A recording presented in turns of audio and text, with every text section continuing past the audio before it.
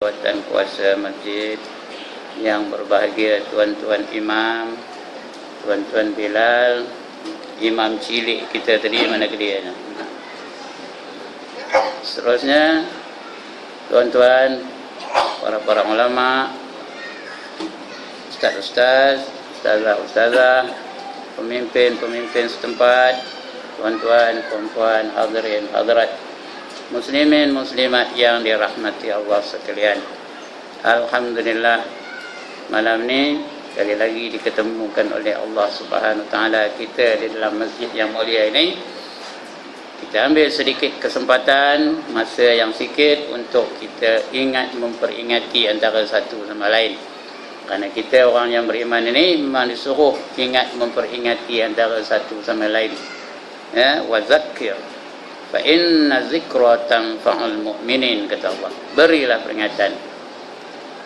Dan maka sesungguhnya memberi peringatan itu sangat memberi manfaat kepada orang-orang yang beriman. Jadi malam ni saya nak bagi ingatan pada diri saya dan juga pada tuan-tuan dan puan-puan tentang kewajipan kita sebagai hamba-hamba Allah. Ya? Kita ni memang Allah jadikan sebagai hamba-Nya. Tadi dah saya bacakan ayatnya. Wa ma khalaqatul jinna wal insa illa liya'budun. Semua orang hafal ayat ni. Surah Az-Zariyat ayat 56. Dan tidak aku jadikan jin dan manusia melainkan semata-mata untuk menjadi hamba-hamba aku, kata Allah. Ya? Jadi kita ni yang sebenarnya hamba Allah. Dan Allah jadikan kita semata-mata untuk memperhambakan diri kita kepadanya. Dan kenyataan ini kita persetujui, hati kecil kita pun bersetuju. Ada orang marah kalau disebut kamu ni hamba Allah, marah kan? Siapa marah angkat tangan? I want to see this person. Siapa yang marah bila disebut hamba Allah? Tu imam marah kan? Imam cilik tadi marah kan? Kamu ni hamba Allah, marah ke tak? Tak, seronok dia, sedap dia, suka dia. Kalau dekat kedai kopi apa katanya? Ustaz, mau kita minum katanya. Kerana apa? Hati kecil kita memang bersetuju untuk menjadi hamba Allah. Dan dia tak setuju untuk menjadi hamba lain daripada hamba Allah. Ya, kalau saya khabar pada tuan-tuan dan puan seorang-seorang dah, mikir ni hamba dunia lah, marah ke dah? Marah ke dah? Nampak mau, ya lah. Mikir ni hamba mentokar lah, marah ke dah? Marah. Lebih-lebih lagi kalau orang di depan ni kata mikir ni hamba bini lah, macam lagi ngamuk boleh tahan ya. Sedangkan kadang-kadang kehidupan dia macam seolah-olah dia menjadi hamba selain daripada hamba Allah. Kadang-kadang hamba mentokar, kadang-kadang hamba dunia, kadang-kadang hamba bini, kadang-kadang hamba apa, macam-macam lah. Tak tahu saya nak apa kan. Nak ngabur orang lagi. Banyak benda perhambaan selain daripada hamba Allah Subhanahu Wa Taala. Tapi bila disebut orang macam ini, walaupun orang tak semayang pun, kalau kita khabar mikir ni hamba Allah, marah ke tak? Dia tak pernah semayang pun, nehin aja. Tahu nehin? Orang azan dia buat nehin, dia tak kerti. Tapi orang kafir ni pun kita mikir ni hamba Allah, marah ke tak? Agak-agak lah tuan-tuan, marah ke tak? Tak ada marah. Pasal dia memang hati kecil dia bersetuju untuk menjadi hamba Allah. Memang Allah pun jadikan kita ni untuk menjadi hamba dia. Jadi bersyarikat, bersekutu dengan kehendak Allah, dan tujuan Allah jadikan kita dan bersekutu dengan hati kecil kita memang seronok untuk menjadi hamba Allah. Ya, tu yang pertama. Yang kedua, akal kita pun bersetuju juga, logik akal kita bersetuju juga untuk menjadi hamba Allah. Ya. Kalaulah satu orang tu umpamanya dia hari-hari bagi kita hadiah. Hari ini gula tempoyak, esok gula lemak, lusa gula tocu, tulat lagi apa? Tulat gula apa lagi? Gula kari ya. Hari-hari, esoknya doyan, lepas tu bagi pula manggi, lepas tu bagi pula macam hari-hari. Apakah kita tidak berterima kasih kepada dia? Terima kasih ke tak? Berterima kasih, kita bersyukur. Terima kasih ya kita. Ya. Itu yang dia bagi barangan hari-hari terhad. Betul, kalau masa dia tak adalah bagi kepada kita. Begitu juga kalau kita tanggung anak kita dari kecil, bagi dia pelajaran, bagi dia pakaian, bagi dia minuman, makan minum dan sebagainya, sampai dia besar dan berjaya menjadi apa-apalah pekerjaan yang baik, yang bantuan kita terhenti setakat itu saja. Itu pun kalau dia tak pernah hubungi kita, anak itu kita panggil anak apa tu?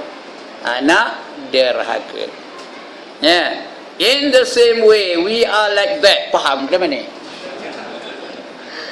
Kita ni macam itulah. Allah bagi kita nikmat daripada mana? Daripada sebelum kita lahir lagi sampai dah kita mati, masih lagi nikmat tidak berhenti-henti. Yang tak dapat nak dikira berapa banyaknya nikmat yang Allah bagi. Wa in ta'uddu ni'matallah la tuhsuha, kata Allah. Sekiranya kamu nak hitung nikmat Allah, nescaya tiada terkira oleh kamu. Jadi banyak benar nikmat Allah itu, langsung kita tak terkira pun. Tiba-tiba kita tak hendak menyembah Allah. Macam mana? Kita tak hendak menjadi hamba Allah. Kita jadi hamba yang lain daripada hamba Allah. Apa gelarnya kita tu? Apa gelarnya kita tu? Orang apa tu? Orang derhaka kepada Allah. Sedangkan Allah dah bagi kita nikmat yang tidak terhingga. Tak ada minta sewa pula tu. Kalau Allah minta sewa mata aja macam 2 kupang sebelah, sejam 2 kupang macam. Sehari berapa duit? Ya Allah, dia tak tahu kira kata matematik dapat berapa. Dapat 8. Boleh tahan lah. Dapat 48. 2 kupang sejam. Sebelah tu kalau 12, 4 kupang sejam. Sehari semalam berapa duit Maya? Udah tak tahu kira. Udah. Berapa ringgit? RM9, 6 kupang sehari. Itu baru mata, telinga lagi, lidah lagi, kaki lagi. Berapa banyak nikmat yang kita terima dari Allah Ta'ala. Maka wajar ke tak wajar kita bersyukur dengan nikmat Allah itu? Tak ada orang ni. Sekali lagi, wajar ke tak wajar? Patut ke tak patut? Ada orang bangkang bahawa kita ni sepatutnya beribadah, bersyukur kepada Allah Subhanahu Wa Taala. Angkat tangan, ada orang bangkang. Jadi bermakna kita ni memang Allah jadikan untuk beribadah kepadanya. Dan hati kecil kita pun setuju, logik akal kita pun setuju. Cuma kita ni kadang-kadang gagal menjadi hamba Allah yang sebenarnya. Adalah sebabnya mengapa kita tu gagal. Di antaranya kerana kita ditipu daya oleh syaitan dan iblis. Syaitan dan hawa nafsu. Ni dua yang menipu daya kita. Tapi bulan Ramadan ni syaitan tak ada. Iblis tak ada. Kemana iblis? Kemana iblis bulan Ramadan ni? Udah kena ISA sebulan lamanya. Ada di Kemunting tu lambai aja maaf. Tapi ada tak orang lagi buat maksiat di bulan Ramadan ni? Ada. Iblis dah tak ada, syaitan dah tak ada. Tapi ada lagi orang tak nak puasa, ada lagi orang berjudi, ada lagi orang minum arak, ada lagi orang berzina. Tak percaya tanya pegawai pencegahan maksiat. Selalu je kalau pergi ronda nampak akan jumpa lah. Ada kawan saya seorang imam lah, dia imam di masjid Cameron Highland tu, tak nak kata. Dia ngabar pada saya, ustaz, kalau rajin dah kami ni katanya, kalau malam-malam minggu kami pergi ronda, bawa 10 lori pun tak muat. Kita kena tangkap tau. 10 lori pun tak muat. Itu dia ngabar semulut dengan saya tu. Saya tanya lah, ustaz, adakah yang kena tangkap tu orang tua-tua rupa saya ni? Tahu apa kata dia? Dia gelak tu, ustaz katanya. Belambak ustaz. Tahu ke belambak? Inilah dia tuan-tuan ya. Sedangkan di bulan Ramadan iblis sudah tak ada. Itulah yang menggagalkan kita untuk menjadi hamba Allah yang sebenarnya ya. Kerana iblis sentiasa mengacau kita. Kamu janganlah teruk berbenar katanya. Janganlah kamu beria berbenar. Sikit-sikit udahlah. Datang ke masjid pakailah kepiah, di padang bola pakailah luar pendek ya. Yalah.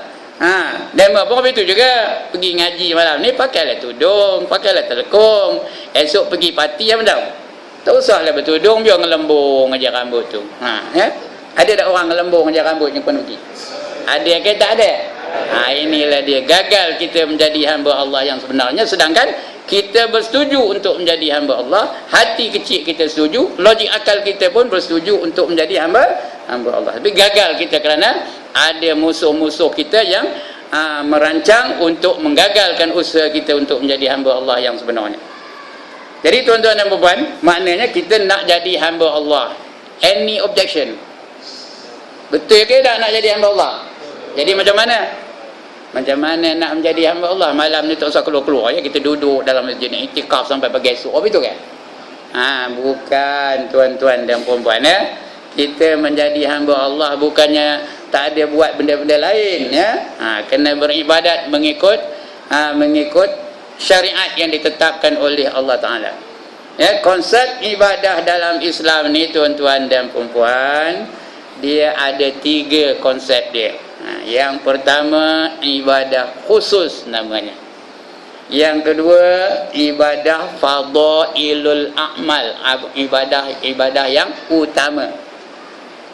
Yang ketiga namanya ibadah umum. One more time, kau tak hafal. Yang pertama ibadah apa? Khusus. Yang kedua ibadah apa? Utama. Yang ketiga ibadah apa? Umum. Ibadah khusus ni benda-benda yang kita rukun iman ni, rukun iman dan rukun Islam yang 5. Rukun iman yang 6 dan rukun Islam yang 5. Itu ibadah khusus. Itu tak boleh tinggal. Itu pokok ya. Rukun iman yang 6 dan juga rukun Islam yang 5 mesti kita lakukan. Itu namanya ibadah khusus. Ya, tajuk ini tuan-tuan, kalau betul-betul nak tengah 2 jam tau. Kalau lalu nunggu sampai pukul 1 baru habis sembahyang tarawih kan boleh saya detailkan benar-benar. Kalau tidak, ambil matan dia je lah ya.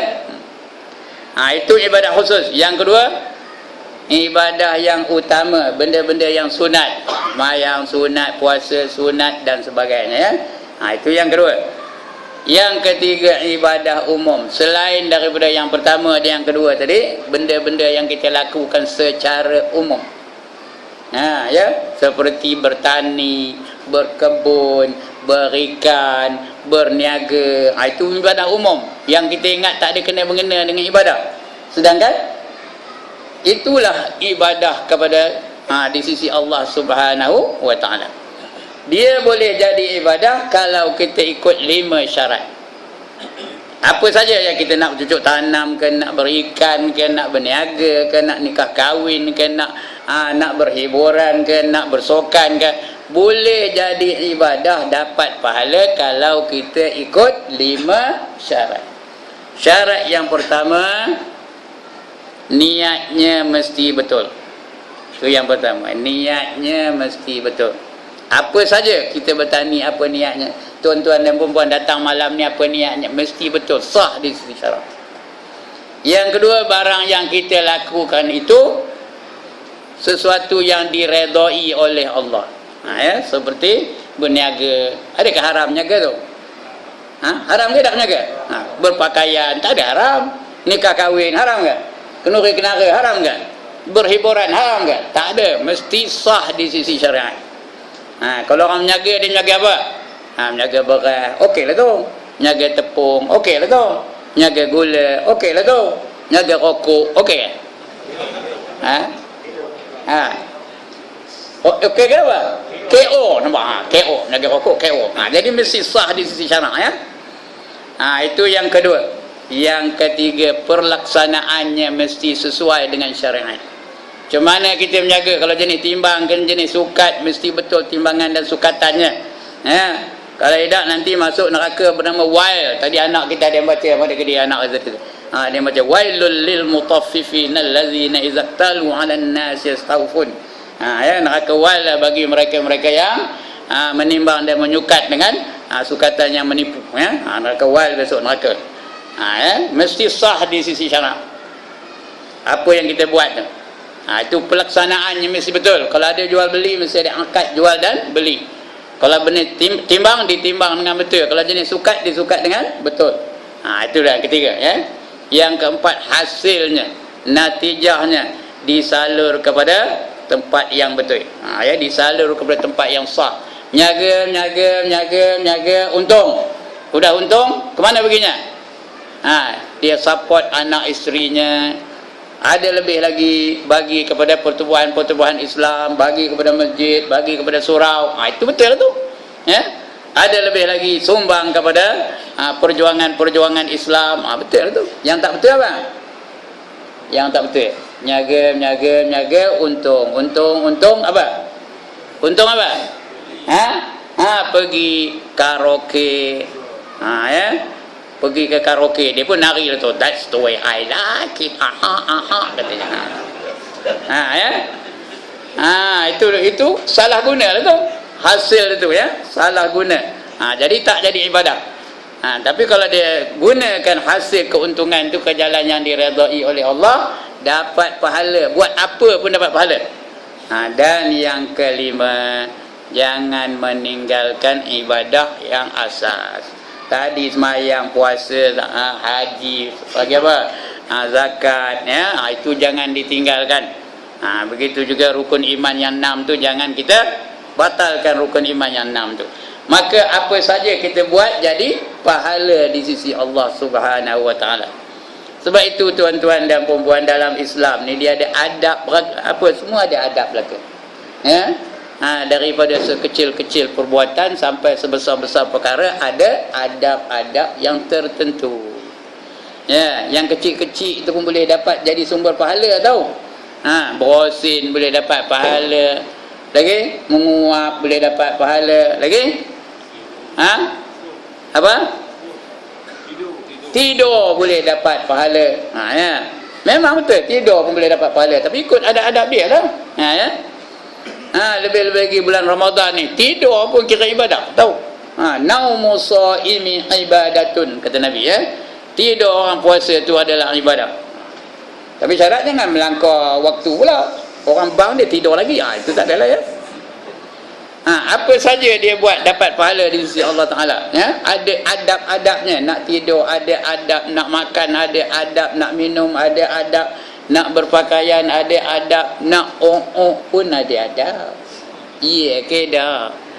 Iya ke dah?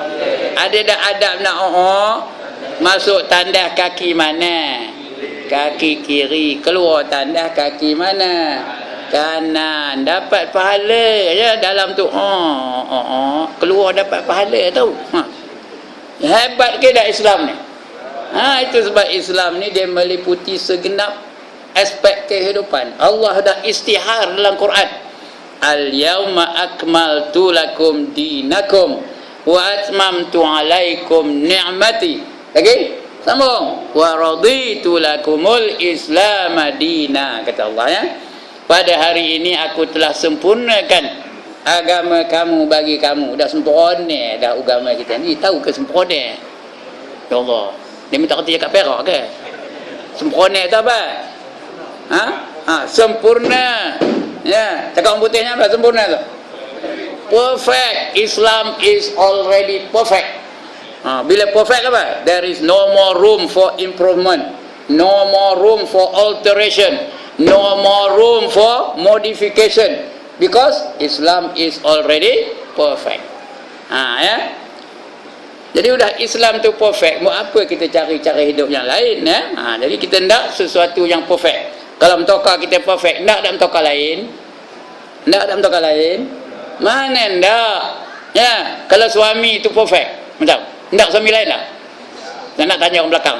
Suami perempuan ni perfect. Yang pertama muda, yang kedua kaya, yang ketiga romantik, yang keempat handsome, yang kelima pemurah, yang keenam sentiasa peka terhadap isterinya, yang ketujuh tak pernah merungut-rungut, baik hati aja, setuju aja apa yang dia buat. Ndak suami lain? Jawab boleh nganggu. Ndak kata nak? Ya. Begitu juga orang-orang lelaki ni. Kalau isteri tuan-tuan ni perfect, yang pertama cantik, yang kedua baik, yang ketiga pandai memasak, yang keempat dia prihatin terhadap suaminya, yang kelima seksi, yang keenam lemah lembut. Ndak ada isteri lain? Ndak. Itu ndak ya. Itu melawak aja tu. Jangan menyolang mata tengok saya ya. Kadang menyolang mata tengok saya. Itulah dia tuan-tuan dan puan-puan. Islam is already perfect. Therefore, kita kena pilih, kena jaga betul agama yang ada pada kita ni, kerana dia sudah perfect. Tak boleh diubah sesuai lagi, tak boleh dipindah-pindah lagi, tak boleh ditokok tambah lagi, tak boleh ditukar-tukar ganti lagi. Kita kena ambil Islam seadanya, baru kita selamat di dunia dan di akhirat. Udahlah tu ya. Dah dekat. Udah 30 minit. Wallahu alam. Ya. Kalau nak panjang lagi kan lalu, kalau lalu boleh dah ya. Lalu kan? Udah ngelin dah. Baiklah, lain kali lah ya. Sekian dulu untuk malam ini. Salah silap ampun maaf. Mana yang terpukul, tersemes, terbeliung, terkatuk tu minta ampun, minta maaf lah. Saya datang dari kampung bukan nak nyemeh dah. Cadangnya nak drop shot aja. Atau bola tanggung buat apa? Buat apa? Smash lah. Itu pun backhand aja. Aqulu qawli hadza wa astaghfirullahal azim li wa lakum. Assalamualaikum warahmatullahi wabarakatuh. Aqimus shalah.